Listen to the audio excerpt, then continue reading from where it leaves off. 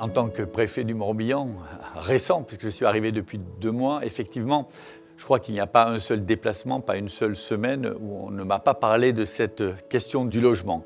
Les mieux placés pour dégager du foncier utile à partir de friches, imaginer des écoquartiers, imaginer la densification de quartiers existants en centre-ville, ce sont les élus de proximité. Il est clair que si l'on veut permettre l'accès à toutes les catégories sociales, il faudra augmenter le nombre de logements sociaux et faciliter l'accession à la propriété des familles de la classe moyenne du département, qu'elles puissent vivre à proximité de leur emploi. Les jeunes actifs sur Grandchamp, ça fait déjà quelque temps qu'ils tirent la sonnette d'alarme et ils nous disent très clairement on n'a pas la capacité à rester dans la commune où on voudrait s'établir. Il faut qu'on travaille absolument cette problématique parce que qu'est-ce qui va se passer dans quelques années? C'est la baisse des effectifs de nos écoles, c'est la baisse des effectifs dans tout ce qui tourne autour des services à la famille et ça, on n'a pas envie.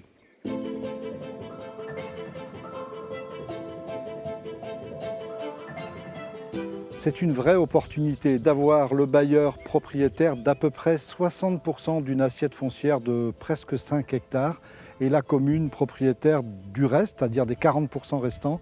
C'est rare d'avoir ce genre de situation avec 2 propriétaires alliés par rapport aux objectifs, puisque notre objectif commun entre la commune et le bailleur, c'est d'aller chercher par l'innovation, par une segmentation de l'offre nouvelle, toutes les solutions possibles et imaginables pour offrir des solutions d'installation sur la commune.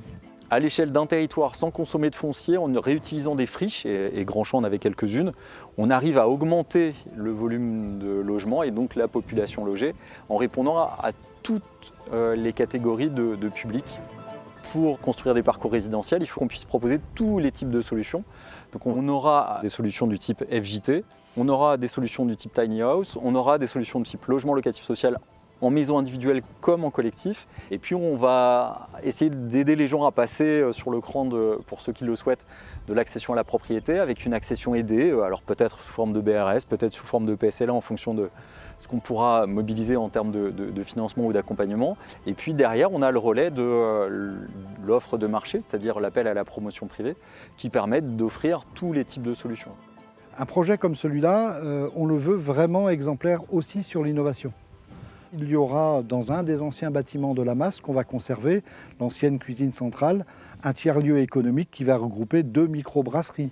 On aura un lieu dans un bâtiment là aussi conservé qui pourrait être un pôle à la fois culturel, une maison de quartier, un lieu d'échange de circuits courts. Voilà, c'est aussi tout ce concept-là qu'on veut développer. On a envie aussi d'avoir directement sur ce quartier des solutions avec sans doute un projet de MAM, de maison d'assistante maternelle, pour faire en sorte que tous les services existent sur ce nouveau écoquartier.